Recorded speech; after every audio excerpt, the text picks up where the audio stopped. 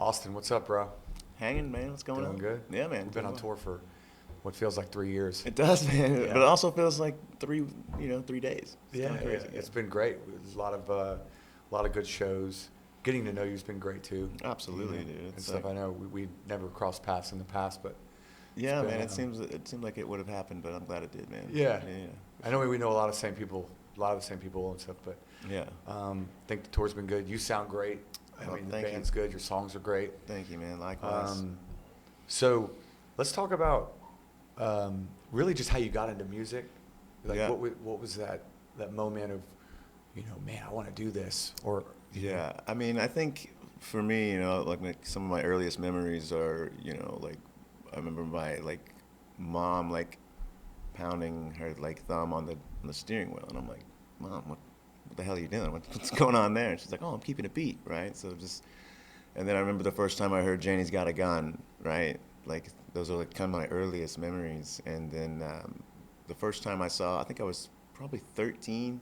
First time I saw somebody who was phenomenal at the acoustic guitar, From Me to You. Mm-hmm. And I was just like, that. Anything that has to do with that is what I'm going to do. So about as early as 13, probably. So when you say Janie's Got a Gun, Aerosmith, 80s music was kind of obviously, same here. Yeah. I grew up in the, born in '83. My parents were into a lot of the 80s music and stuff, and I remember that Janie's Got a Gun video and stuff. And MTV was so pivotal and important, Right. part of music and bands breaking Mm-hmm. and stuff.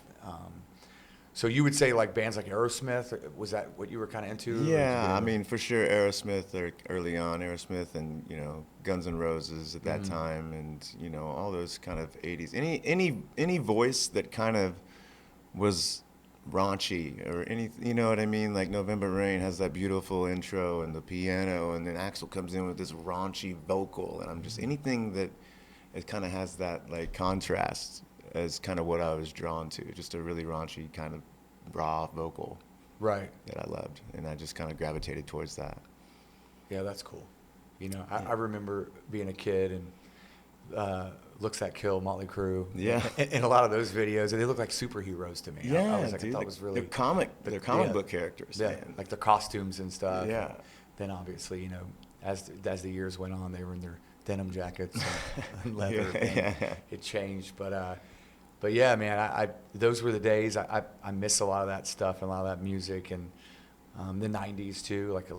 Tell me about the '90s when you start getting into the grunge stuff at all? Or? Yeah, man. I think I kind of went into I got into grunge in '94, so I was kind of late because I think I had discovered early '90s hip hop, so I kind of went through that phase for a minute. Yep. Crisscross and I remember all that. all that jazz. So it's I think I got into the grunge era maybe even after Kurt had passed. I think it was 94, 95 that I started getting into that. But I mean, I dove into that too, Bush and I think Glycerine or what is it, 16 Stone was the first CD I bought with my own money and shit like that. So, Yeah. Yeah.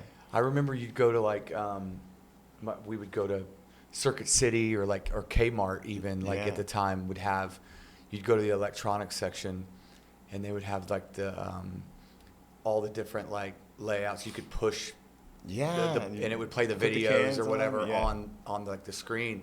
Yeah. And that's how I discovered 16 Stone and Bush and a lot of records like that.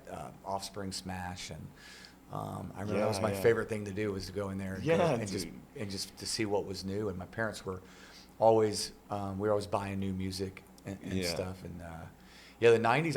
I think that 90 to 2000 or even 91 to 2001 or whatever that's the best decade of music in my opinion. Yeah. Just so many great records came out in that time. Absolutely. It's hard to top, man. It is, really man. I remember, I think I was maybe in 7th grade whenever Antichrist Superstar came out, Marilyn Manson, right? So my dad took one look at that cover and he's like, nope. Yeah. He took it and I saw where he put it. And the next day I went and snuck that motherfucker back. And he never said a word to me about it, right? Wow. Yeah. Yeah. It was pretty funny, man. But I love that record too, man. Yeah. That record was great. Well, and you know, like, that's actually good. Let's talk about that for a second, because, you know, people like, you know, Manson, the whole shock rock thing, and, you know, people like Alice Cooper done it, and Ozzy, and, right. and you know, it always felt like the parents were always against that stuff, because the media would always, like, you know, portray them as, oh, they're evil and they're this. And I remember Manson playing in Jacksonville. He got arrested, actually, in Jacksonville. Yeah. But I remember people walking around outside, you know, they made a big deal about it on the news, and people were pushing, you know, crosses around, and they're saying, you know, if you go into the show, you're going to hell and all that. And it's like, it's all an act, man. It's an act, you know, it's entertainment, right? It's genius. Yeah. Like, he planted most of those rumors, you know what I mean? Like, I mean, I read his biography, and I've never met him, but I mean, he was genius in that sense. Like, you know, all those crazy rumors you heard about Manson, I mean, they're all listed in the back of his book, and it's just like, it's outrageous, and and there was no internet, so everybody just word of mouth found out about these rumors, you know what I mean? So it was just kind of crazy how much noise he made just by, you know, being kind of smart about it. Well, and there was just such a mystique to rock and roll back then, and it was, you know, that's the thing, like, it's art, you know, the fans, you use your own, like, perception of what it is, and you know, but a lot of times it's going to be, these people think, oh, it's that, or it's negative, or whatever. There's always going to be that, but the mystique part, I feel like, is just no longer exists. You know? Well, you can find out where Manson lives now, right? On the internet. You can see what he had for breakfast. Like, it's I think that's definitely kind of, you know, we've talked about it. It's just sucked kind of the mystery out of it. It's social media, and it's just like, oh, just look him up and find out everything you need to know about him, and then it takes that away like that. Yeah. And then, like, you know, the 2000s, that was, I'm in high school, you know, in that time, and I remember, you know, Manson, and I was into, like, everything, man. I liked Silverchair. I liked, you know, so many post-grunge bands, you know. And I remember, like, you know, 99, like 2000 era, like, I'd go to this place, 618 in Jacksonville, in Club 5, and man, I saw Deftones there. I saw you know, Limp Bizkit. Saw a lot of bands in these, like, you know, 1,000 cap, you know, club. And, you know, I remember seeing Creed there. Yeah, dude. You know, right before they really blew up, and that was like, that was definitely their first record. But you know, and a lot of those bands ended up, you know, into the 2000s. Three Doors Down. A lot of success, which I think paved the way for bands like Hinder as well, and you know, absolutely. Even Saliva and stuff. Yeah. Would you say what was the process of like Hinder getting started, or you actually, you know, growing in the scene in Oklahoma City or whatever? You know, I was, like, in a cover band, and you know. And that was fun for a second, you know, but it didn't fulfill me creatively or whatever. Right. So I started writing my own songs, and the band I was in they just wanted to stick to doing covers. So that's when I branched out and met the Hinder guys, and I was like, you know, I have all these songs, and we should get together and jam sometime, kind of thing, like at a party or whatever. And you know, I drove out there and just started playing these songs I had, and it was the first time I heard drums to them, and the first time I heard some guitar to them, and you know, I was hooked.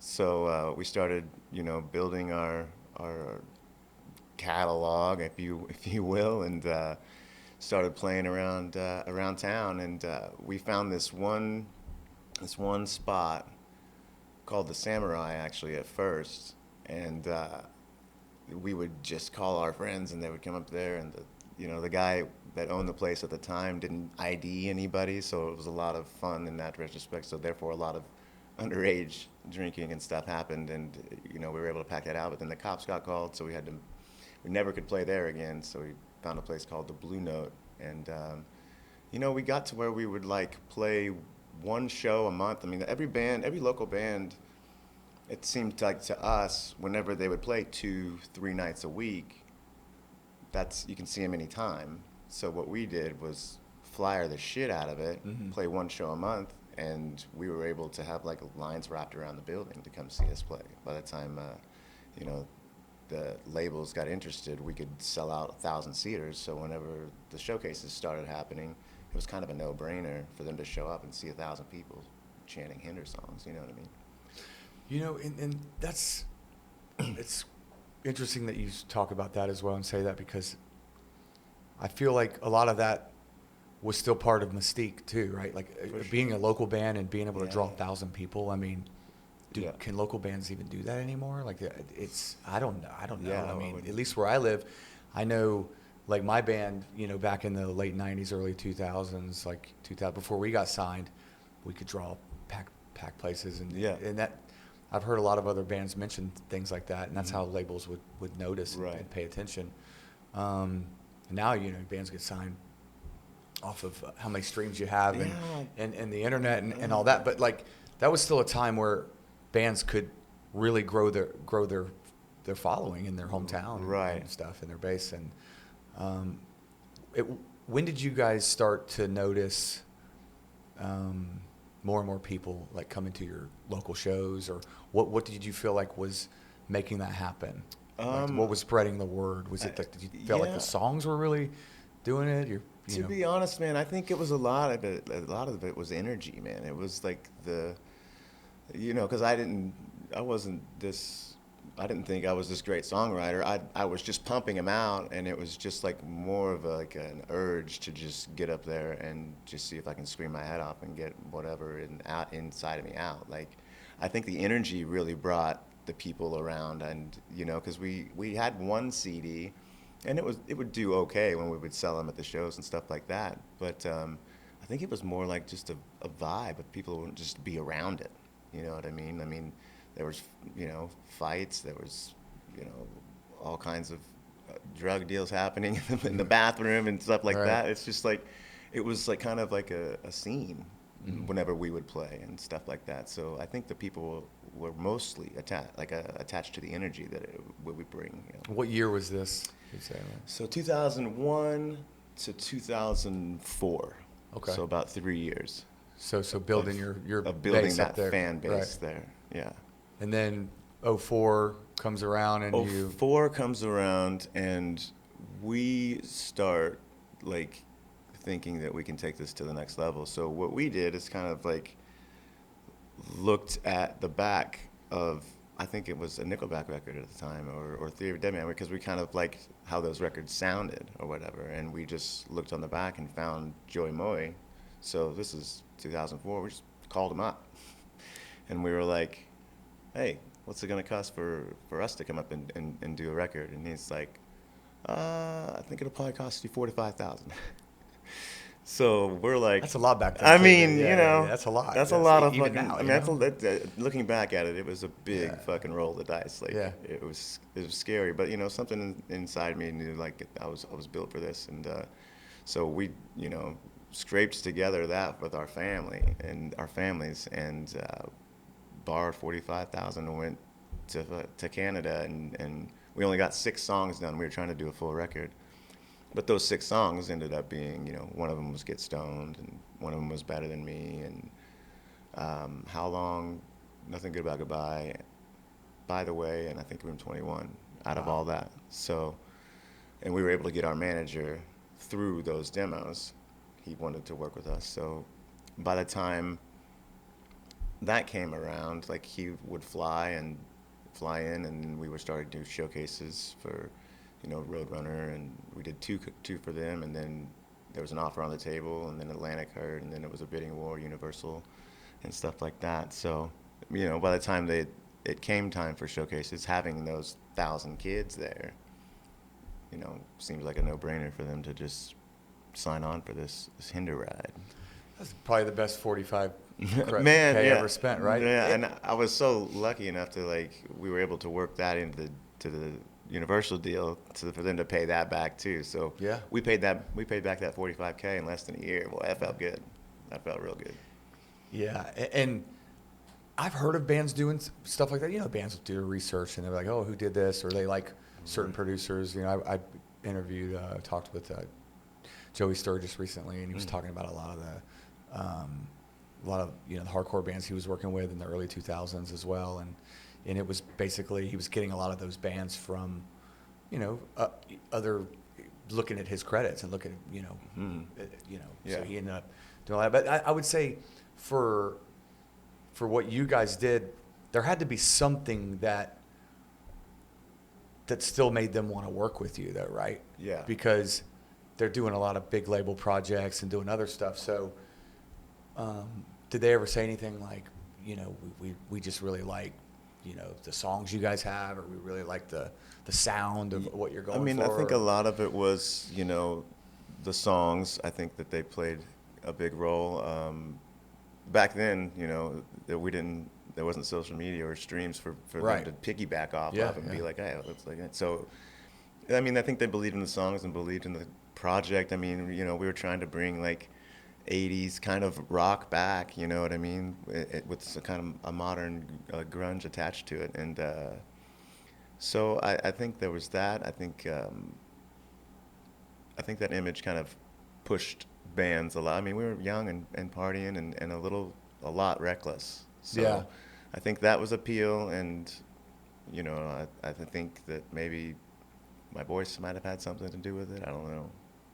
Maybe. I wonder if they felt like when they were recording it, man, there's something here, you know what I mean? And then you say you get your manager through that as well, so there must have been a lot of like, hey, check this band out. Like, you know, and I think that there's something to say about that, because it's like, you know, there was a lot of bands that, you know, Joey Moy at the time and Brian Howes, who is a big part of the Hinder project, let me just say that. And they were, I don't know that they were too excited about the Hinder stuff that we did. I mean, I think that we might have been, you know, maybe that we left there and they'll never see us again kind of thing, you know what I mean? But I think that maybe the uniqueness in the sound, I mean, it is pretty mainstream too. I mean, I'm sure it's very marketable to you know, manager. So, and Chief Kevin Zaruk was our first manager, and we were actually his first band. So he was hungry, we were hungry, and you know, stars aligned, man. Like timing is everything too. It is. You know what I mean? I believe that, absolutely. So then you end up doing your deal. Yeah. Right? Did you showcase for any other labels, or was it just like a... Well, no, I mean, we actually only showcased live for Roadrunner twice, and then whenever Atlantic got involved and then Universal heard about it, I mean, they were just getting videos of it at that point, so we didn't really do another showcase. We just showed them the video, and they were on board, so... And then Universal ends up being the label. You go, you make the record. Right.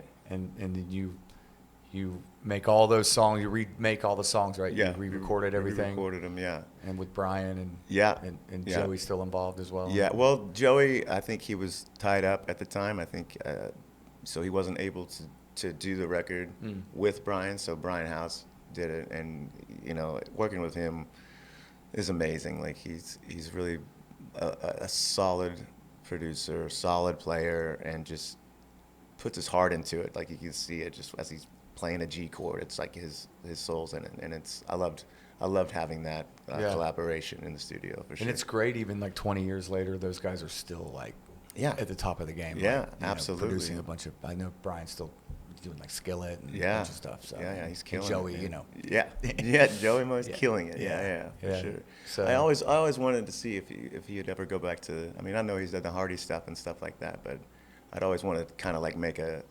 record with him. I thought that would be kind of cool, or even the combo of him and Brian.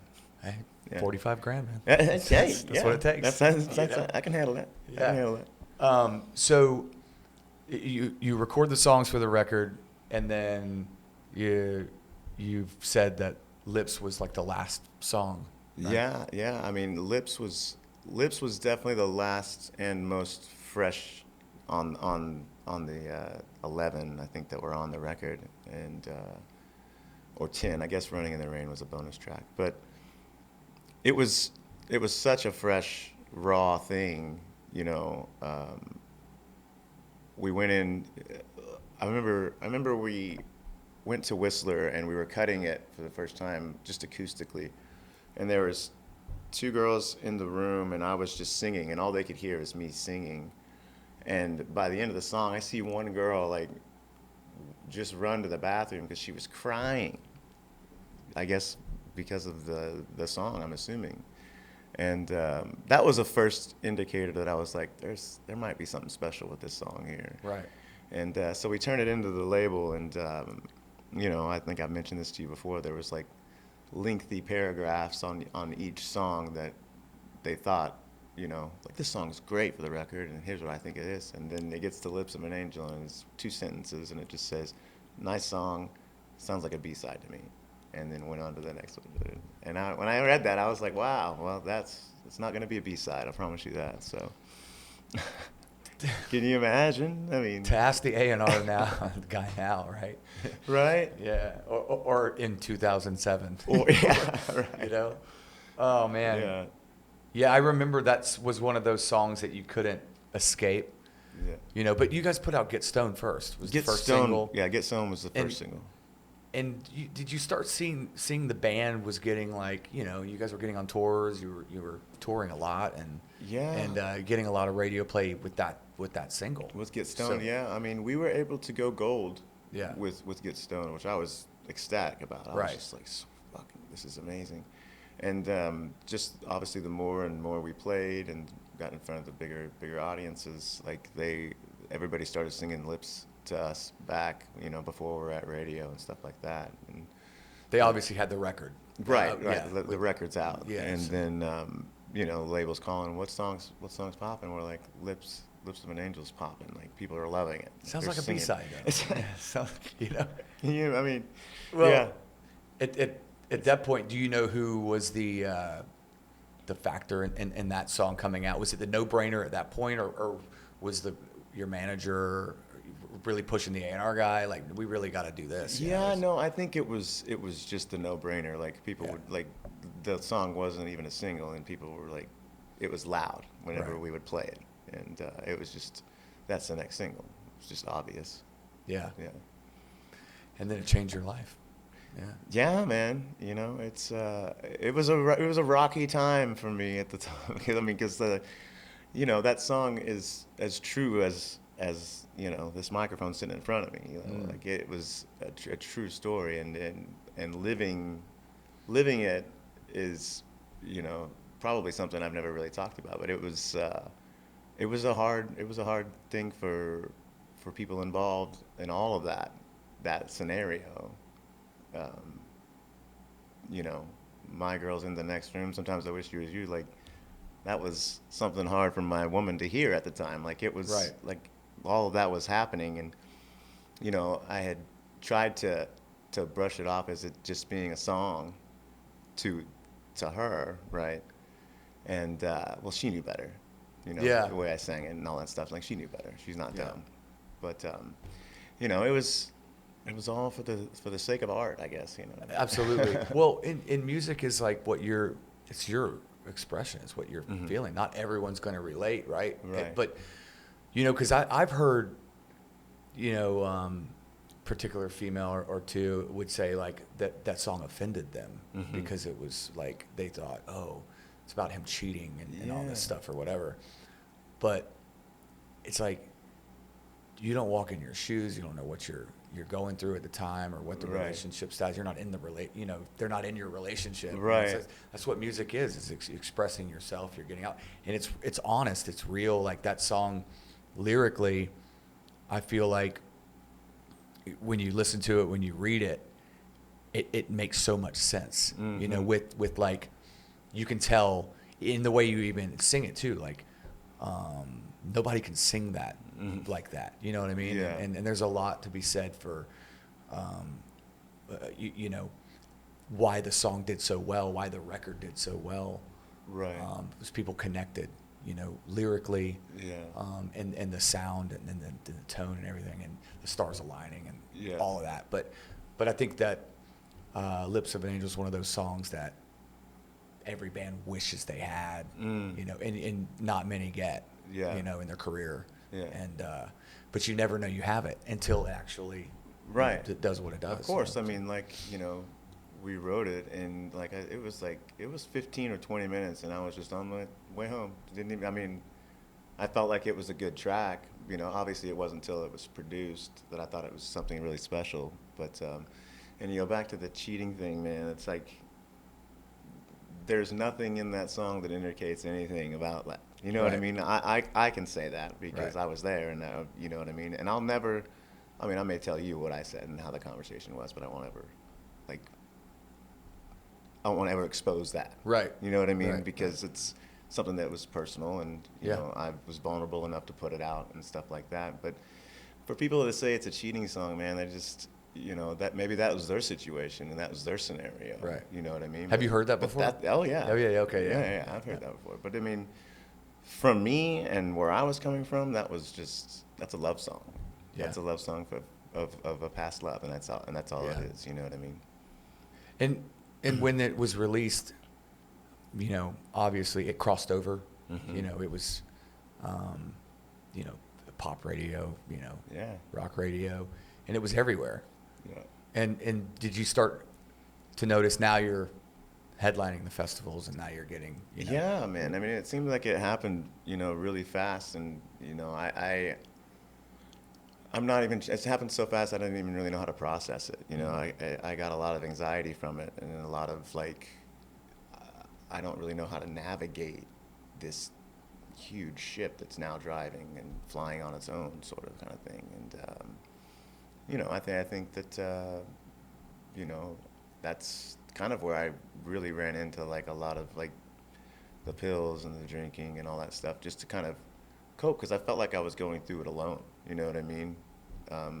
As a singer, it's you know, it's difficult sometimes to have that role and it's be a lot of sharp. pressure. Yeah. You know, and people they sometimes, you know, when you're a fan, you don't think about that stuff. You're just like, make me a good song. Make me a song that I'm gonna love. You know, and it's just, it's pressure, man. You know, because you have labels involved. They're spending lots of money and they're saying the same thing, you know. Right. Write me a great song. Right. You know what I mean? Write me a Lips of an Angel 3 times. I paid you know. You. Yeah. It's like, you know, you find yourself chasing that, and it kills your creative vibe.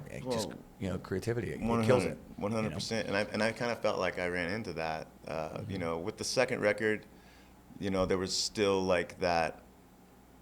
Hey, we're the party band still, but I had kind of like checked out of the whole party thing, and I was like George Thorogood, like I drink alone, you know what I mean? Like I was kind of in that stage, simply because I felt like I didn't want to put out the same kind of party record, because 100% Extreme Behavior was who I was at the time, and I wholeheartedly believe that that's why it translated so well, is because there was no constrictions on the creativity, because it was our first record, right? You have your whole life to fight and write your first record or whatever. So that's the saying.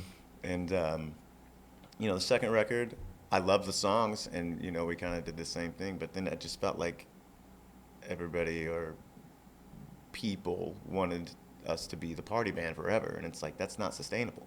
If it's real, it's not sustainable. Right. You know what I mean? And it was real to me, as far as like, you know, you get into the third record and I'm talking about, you know, this ain't rehab, I ain't that bad, I'm not going yet kind of thing. It's like, that's the direction I was going. Like, it's in the songs, you know what I mean? It was just like inevitable that it was going to be a problem. Right. You know. And would you say now, like, looking back, everything you've gone through 20 years ago was a long time ago, and now 20 years later, how hard would it be to write that record again? You know? Oh yeah, dude. I mean, it definitely wouldn't. The subject matter would be completely different, right? Yeah. It would be hard to dive into something I'm not anymore. You know what I mean? Yeah. And that's, you know, that's my whole thing. It's like, you know, with this tour that, you know, we've been on, is fulfilled my creativity. I've never had more fun on a tour. It's been a long time since I've had this much fun on tour, and you know, it's something for me. Like I have to write what's real and true to me, and in order for me to even sell it. You know what I mean? Like I felt like that the band had gotten just on a conveyor belt of like, let's just write the same kind of record over and over again, and that's kind of where I checked out. And some bands do that, and it works for some bands because Right. the consumer, you know, they that's your fans. For sure. You know what I mean? I could, you know, like when I look at a band like Disturbed or something, right? Mm-hmm. Like, yeah. I can't imagine them putting out a record that doesn't sound like Disturbed. Right. But then they'll throw that curveball like The Sound of Silence when Yeah. they did that, which was their biggest song. Yeah. Like, Yeah. you know, they ended up doing late night television shows and stuff. It's a great cover. I mean, it's an amazing version of that. You know what I mean? But you would never listen to that and go, man, that's Disturbed. Right. You know? No. Yeah. But in some bands, you know, or like a band like Seven Dust, or, you know, there's a lot of bands that have maintained that, you know, this is their sound, this is what they're doing. Sure. But I could see if you're, you know, thinking the whole party band thing, that's a phase. It is. It's a phase, I mean, right? You know, you look at, you know, all the great bands, they grow out of it. Yeah. You know what I mean? Yeah. The bands with longevity, they're like, okay, yeah, I'm not that kid anymore. I need to start Right. taking care of myself in order for me to even get on stage, right? Like, Yeah. so that's how, you know, and coming out of the gate with Get Stoned, you know what I mean? That I'm not, I just, it's definitely a party kind of anthem, you know what I Right. mean? So it's like, how can we recreate that again? I don't, especially when I'm growing out of it, you know what I mean? Yeah, it was a different time. Right. Yeah. For sure. So when you got out of the band and you did some solo stuff, you were working on, Mm-hmm. you know, your Austin John Yeah. stuff, and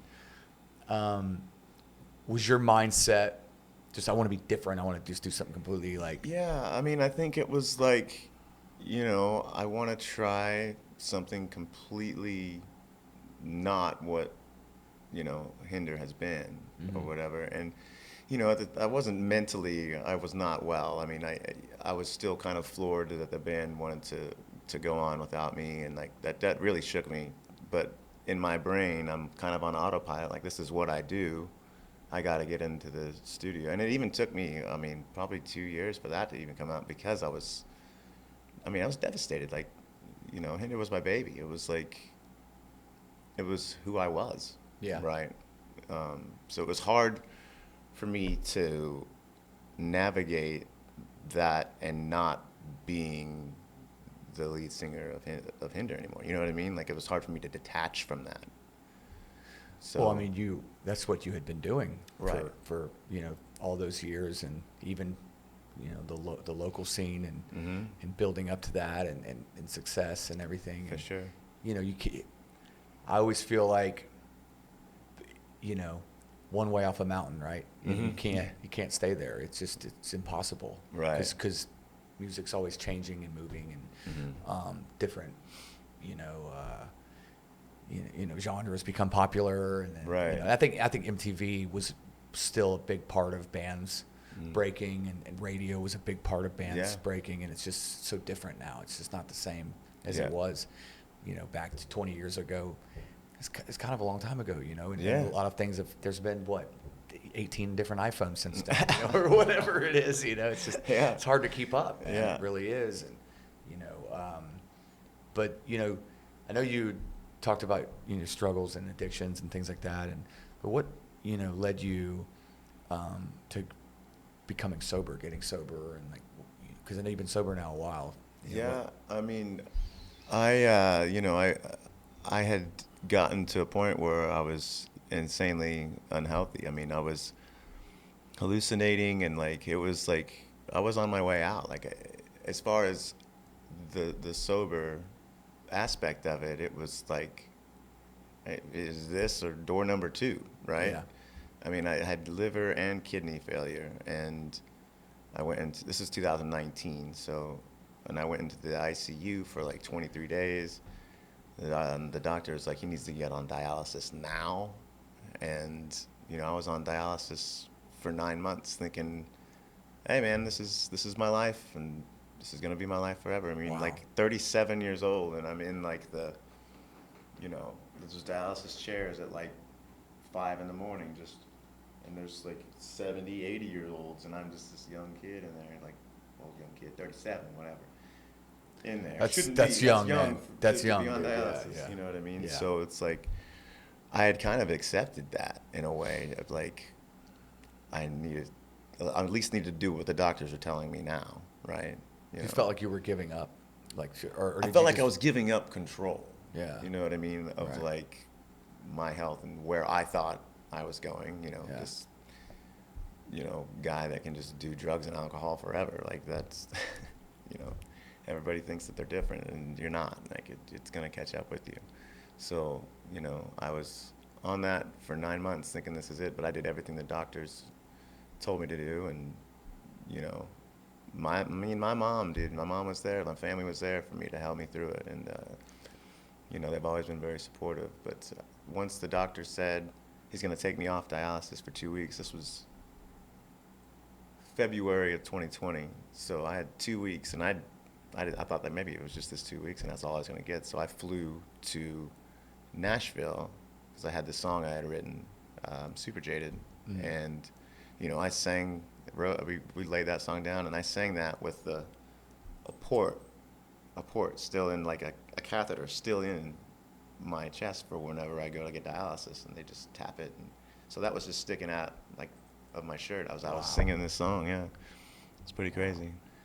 You mentioned like your mom being there and your family and stuff. I mean, that's got to be tough for a parent to go through that as well. And yeah, you know what I mean? That's your baby, that's your son, and Yeah. And but also parents and people that aren't, they don't understand what this business can do to you, and also, emotionally, physically, going out every night on tour and you're a different place every night. You just never.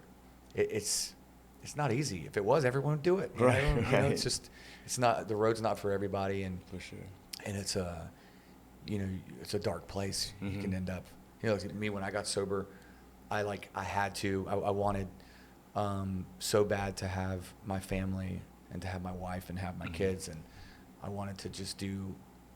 I'm not perfect, Mm-hmm. I'm not, never claimed to be, but it's like, this is one thing that I feel if I remove from my life, it will put me on a better path, because I always felt like I was a good person, and I loved people, and I would give the shirt off my back to somebody, but I always, struggling myself with, alcoholism, and Mm-hmm. I was just like, I want to do the right thing, Mm-hmm. and for me, for my family, and so that was it, man. I was awesome, done, dude. and I'm almost 7 years now. Well, 7 Congrats. years, yeah, basically. Congrats, and, man. That's awesome. It changed my life. It really did. I mean, I'll tell you what I thought it's like a superpower. It is. When you've been, checked out for so long. For me, I mean, my favorite thing to do was like drive at night. Mm-hmm. Pull me over, cop. Come on, motherfucker. You know what I mean? Like, I can drive at any time and not risk anybody's life. Yeah. You know what I mean? Yeah. Oh, yeah. I know exactly what you mean, Yeah. because I do that all the. So anytime we do fly date or whatever, Yeah. we're just like, we'll rent a vehicle. We got backline. Yeah. I'm the driver. Yeah. Dude, and actually, I gotta tell this story because it's funny, because this was probably a month or two ago, or just a couple of months ago. Mm. We were playing in somewhere in Wisconsin, and it was about a couple hours outside of Chicago. Yeah. And we had flights going out of Chicago, like after the show the next morning or whatever. Yeah. So I drove us at like 2, 3 a.m.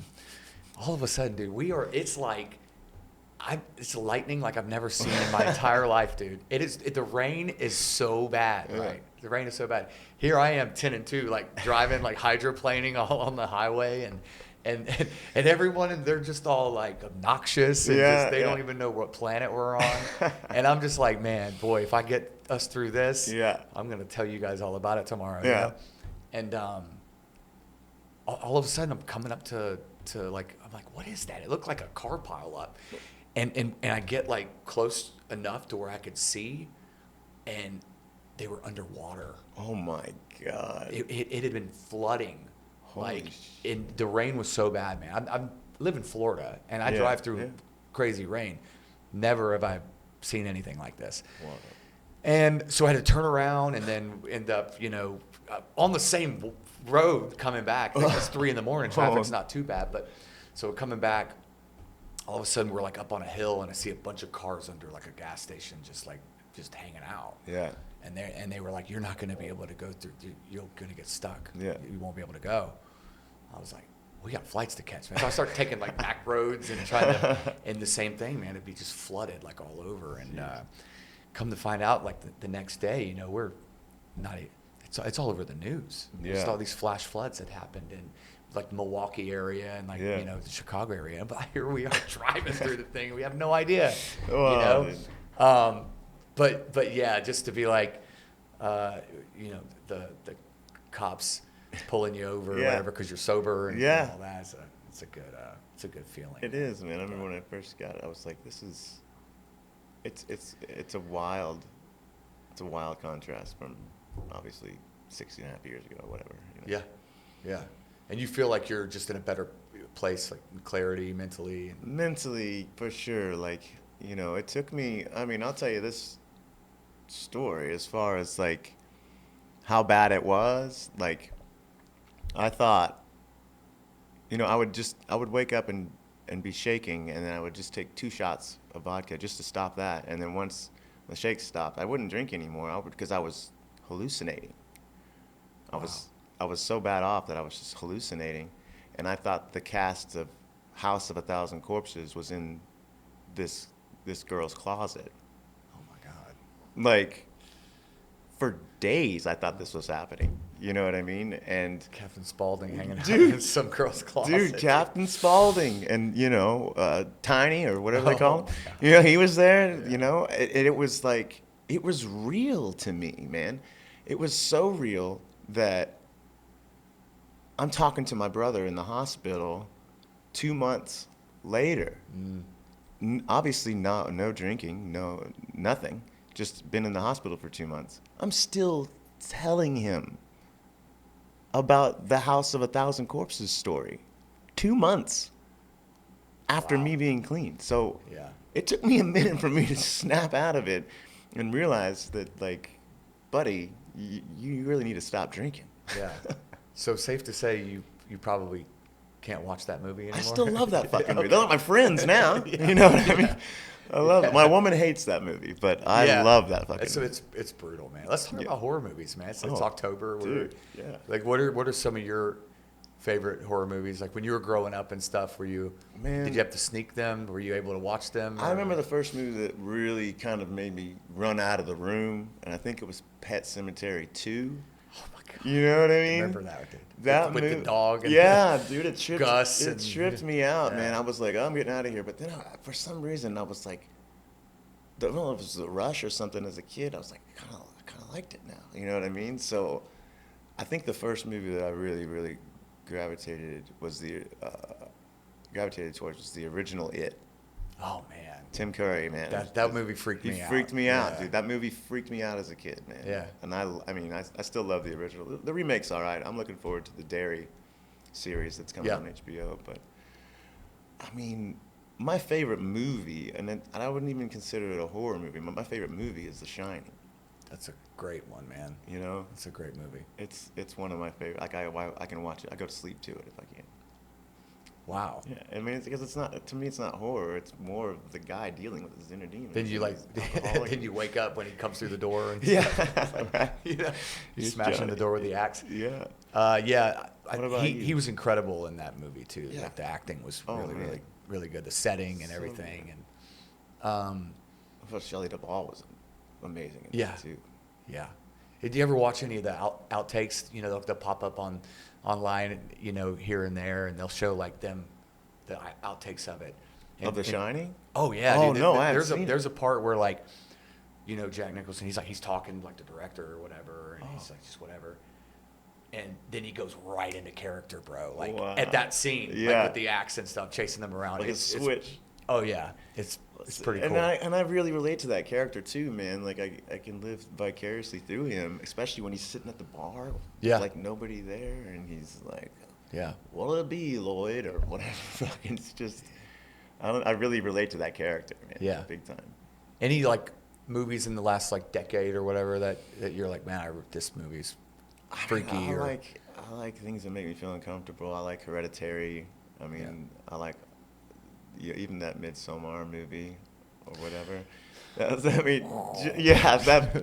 scene in particular. Whenever those senior citizens take that leap of faith. Remember my wife and I were watching that like on the couch. And she's, to get her to watch scary movies, it's like, it's a man, you're lucky if you can get her to do it. But I remember watching it on the couch when those people fell off the cliff thing. Face out, she goes, "Nope, I'm out," and she like ran and she went. Yeah, and I was kind of like, "Oh man, I don't know." My son and my daughter were watching it. We love horror movies. Like my kids, Yeah, that's awesome. We go to the movies all the time. Anything that's new and out.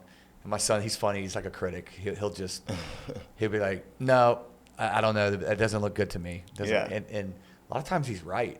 We'll watch it and it's like, man, this is not good. It's really dumb. Yeah. But my woman she'll entertain me. She'll just like, we'll go see Long Legs, which I thought was fucking great. Yeah, that was a good one. I went in blind. I like to go blind too. Like, same. And I was like, oh my God, Nick Cage is in this fucking movie. And like, she's like, I've read all the parts. She'll read all the parts in the parental thing or whatever. And she's like, I know when this happens. I'm just going to hide my eyes. And I'm like, okay, that's fine. Yeah. She's a trooper for like in that retrospect. But I love fucking horror movies too. Yeah, same, man. And I remember being a kid and, Nightmare on Elm Street and all the iconic ones, and dude. obviously, Michael Myers, Halloween, Friday the 13th. Yeah. I would say really now it's Terrifier. Art the Clown would be the guy that is one of those iconic characters now, right? I mean, I don't really know, I can't really name another. We were just at Halloween Horror Nights in Orlando and went there and saw the Terrifier house, and it was really cool. And it's awesome. The Jason house was awesome. I'd be into that for sure. But so I mean, I liked a lot of the 80s and 90s stuff. Pet Sematary 2. Yeah. That's a. But then when you watch it like now, you know what I mean? Like, because me and my son watched it not long ago. You're just like, you keep watching the 80s ones. So you're just like laughing. You're watching the 80 ones now. I mean, I still love them, but watching them now, it's obviously not the same effect whenever you're a young kid. But what also a movie that I liked when it came out, I think it was 2008, was The Strangers. Oh yeah, that first one, man. It freaked. It was eerie as hell, and just like, kind of like whatever. It's like, kind of, why are you doing this? Because you were home. What? Real life stuff. That's why I always say Scream is my favorite. Yeah. Like Scream, like the first one. Yeah. Because people ask, well, what's your favorite scary movie? Ironic. Scream, because I always felt like that could happen. That was like realistic. To me, like, oh my God, I'm thinking some your friends at school are gonna do that or whatever. And The Strangers, that'd be another one that's like that. The new movie was also really freaky. Was Vacancy. Like that hotel with Luke Wilson. Yeah. Yeah, dude, I love that movie. Oh, we're talking about. Did you see Identity too? Oh yeah. That Identity movie was good. Yeah. That movie. I love John Cusack, and he's good in 1408. Too. Yep. Yeah, that was a good one too. Yeah, I love that shit. And I like Butterfly Effect. It's cool. Dude. I love movies like that, man. They just kind of have there's different versions of realities and stuff like that. It's really, really cool. Because I mean, multiverse and all that shit. Who knows? Yeah. Horror movies, man. That's kind of the thing. In our house, we deck out Halloween. Like the front yard's got 6-foot Jasons and that's like life size. Got a leprechaun and all kind of stuff, I love dude. It, That's fucking awesome. And our daughter's 3. She loves that stuff, man. She will go outside in the front yard and go up to the spider. That's awesome. For the motion to go off. Just fearless, Loves it. That's awesome. Loves it, man. So it's really cool, and especially since, my wife doesn't love it as much. Right. So it's like, oh, your daughter does. You got your little homie down there. Yeah, she we, can touch it. That's but, awesome. yeah, so, we got this song, Too Broke to Fix, that we, recorded. Yeah, man. With Howard Benson. And, absolutely. Talk about that a little bit. Like, how did you feel, when we, Well, not just recording it, but like because it feels horror to me. It does, for sure. You know? Like the riff, for sure. I mean, whenever we had talked about a collab, I was already like, I'm in. But then you sent me the track, and I heard that riff, and I was like, it sounds horror movie-ish a little bit. And I was definitely intrigued. And then the title, Too Broke to Fix, it's like, that's kind of, I've felt that way a lot of times in my life. You know what I mean? It's like I have this self-destruct button or whatever that I can, whenever I was using, obviously I felt like it was happening every 3 years or something, like some kind of like timeline of like me blowing up my life. But I think that, I think it's a real human thing. You know what I mean? I think it's a real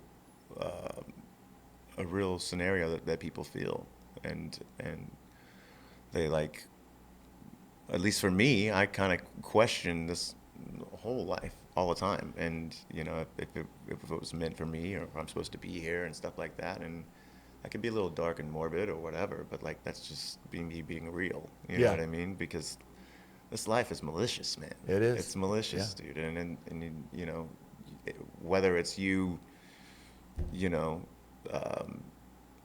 having your heart crushed by somebody else that puts you in there, or if it's you doing it to yourself or whatever, like, I don't know. I felt really gravitated towards even just the title. So, I mean, and then I heard the chorus, and I heard your verse, and I was inspired, man. I really was excited, and obviously bringing Howard in, he's a legend, and I've always wanted to work with him. So, I mean, the recording process was awesome, and I'm excited for people to hear it, man. I think it'll help a lot of people out if they feel the same way, because I mean, I think we kind of touched on some good mental health stuff there for sure. And I'm glad it rocks too. It rocks. It's not like what you would probably think that we would do, right? Right. On a collab, but I think that's what's cool about it. Yeah. Like, it's eerie and a little more on like the dark side, but I think that's what is it's real. And, for sure. It's not. It doesn't feel polished. It doesn't feel like it's there's definitely some grit and grunge in that. It's raw. Yeah. But that was fun. It was great collabing on that, man. And it's out now. It's out everywhere. So everybody go check it out. Yeah. And your project that you have, The Founder, are you working on new music too? Yeah. I mean, I've got new music in the arsenal ready to go. I'm just kind of figuring out kind of the next moves. I mean, this tour was, I don't want to say it was a trial run for me, but I haven't been on a lengthy big boy tour in like fucking 8 years. Yeah. So, I first of all appreciate you reaching out, and I've had a lot of fucking fun getting to know you and watching you guys play every night, man. It's just, I missed being a part of rock and roll, taking 8 years to kind of get my fucking shit together. Right. I mean, I watch you guys almost every fucking night. You know what I mean? I just love to be a part of it. And you guys rip, dude. You sound fucking awesome. And it's, thank you. It's real fucking rock and roll, man. I love watching it, and it inspires me every night. And I appreciate you having me out for sure. But I think I'll probably maybe jump in the studio pretty soon and get a full length record done. That's cool. Instead of just this EP that's out. Yeah, you should. There's a lot of people that still don't even know that you're touring, that still don't even know you're out. There's a lot of people that still don't even know you're not in Hinder. Right. You know what I mean? Yeah, that's very true. Because we toured with them in February, and there was a lot of that. You know what I mean? And a lot of people didn't even know. Right. You know what I mean? To come out the merch booth and they'd say that or whatever. But I think that it's good that you're getting out there, and you're glad that we could do this. Glad that we could chat too and talk about life and rock and roll and stuff. Do you go to concerts at all? Like any other or what's anything new that you're into? Or I mean, I mean, we were just at Aftershock, a band that I hadn't seen, I'd heard a lot about. Was what was it? No, Slaughter to Prevail. I'm sorry. Oh yeah. Yeah, and that was Yeah. I mean, that was pretty fucking awesome to watch, man. Yeah. It was impressive, and it was just like, what the fuck am I watching right now? Yeah. It's like That's the thing. I mean, bands like that, you know, they come around every so often and they turn heads, and people are just like, "What is this?" Yeah. You know, and you don't really know what to think. Like when I've seen them, you know, I'm like, okay, masks are cool, right? You know, and then it's like that scream and that yell that he does. Never heard anything like right? it. Right. So it's like a wild animal. It's super like, unique. And yeah. I think, and then, you know, you see videos of him fighting with bears and stuff. You're like, all right, dude, this guy's not even from this planet. Right. You know, but Yeah. I think that's, you know, that's cool. That's rock and roll. And I think it's, sure. you know, what they're doing is you know, they're gaining fans daily. For sure. People are into that stuff. Yeah, absolutely. And, you know, I still love great songs. You know, I'm a song guy too, man. Oasis. I'm so bummed that I missed that tour. I really wanted to see them. It was a band that I loved for a long time, and you know, in the '90s and all. Yeah. And it was, even though I was playing heavier music, and I was even into bands like Pantera, and I was into, you know, Alice in Chains, and you name it. I always loved a lot of Brit rock stuff. Yeah. Like Oasis and Stereophonics is one of my favorite bands. Stereophonics. Yeah. Dude. And, you know, I got to say, like, that guy, you know, Kelly has a freaking great voice. Yeah. Such a unique, like, yeah. Raspy voice, you know? Yeah. So, always loved them. But yeah, dude, we made the video for Too Broke to Fix too, which I was going to say was fun. We made it in Portland. Yeah, man. And, you know, it was at that mansion, yeah. At the mansion, and it was, you know, that's available now too. That's on YouTube and all. But that was interesting because we walked in and we didn't know what to expect. Yeah. You know, and no one had done videos there, a music video, and he would just shoot a lot of like models and stuff, and in that studio. But yeah, that was interesting to. I mean, we kind of got on the ball. I mean, it was. We were there like an hour and a half. We shot it like 2 hours. Yeah, we were in and out in 2 hours. Yeah, man. And I think that's impressive. It turned out great, man. Yeah, it did. The chandelier and Josh on the piano. Yeah, I love that shit. Yeah, it was cool. But yeah, that was fun. But yeah, so Too Broke to Fix is out, and dude, it was great chatting with you, man. And dude, likewise, man. I've had a blast. We'll definitely do more shows, and most importantly, man, we'll remain friends and can keep in touch and do more music. We still got another song that on a whim. Remember we went. Yeah. We were in LA for a couple days. Well, I got a cover song I want to talk to you about too. Yeah. Okay, that's cool. Always down with doing that, man. When I get back home when this tour's over, I got a bunch of catching up to do with family and good, man. Enjoy your time. Yeah, that's awesome what you have going on over there, man. That's just got to feel good. It does. You know, as a dad, it's like you want your kids to do well, and you know, really just be themselves and be good people and good human, and I believe in that. And you know, you want to raise your kids the best that you can. That's all you can really do. There's so much weird stuff in the world, and you know, be this way, be that way. You know, you got to do this, you got to do that, and it's like you just got to be yourself, man. Yeah, that's what always works, and You're that's right. why your first record did what it did, because you were yourself, right? And everyone. That's how music is. Right. They saw that, and they're like, this, yes, right. You know. Great songs always comes down to the songs, and you know, it's crazy. 20 years though. Yeah, Extreme dude. behavior. I mean, it's wild to think about. I mean, it's like a blink of an eye, man. How many records is it sold? It's in the 4 millions. Wow. Yeah. Yeah, and that's another thing. A lot of bands from 05 and up. Yeah, it's man. hard. You can't say you got a record that sold that much. Yeah, man. We're for very a rock fortunate. Band. Yeah. So. That's awesome, man. Congrats on all that and everything. Glad you're healthy. Thank you, my guy. You know, doing music and do good stuff, bro. Thank you, man. So, awesome. Hey, what's up, guys? This is Bobby Amaru here with Austin John Winkler, and hope you liked the podcast. You know, we talked about rock and roll, we talked about family, talked about life, talked about horror movies, all the fun stuff. Please like, comment, let us know what you think.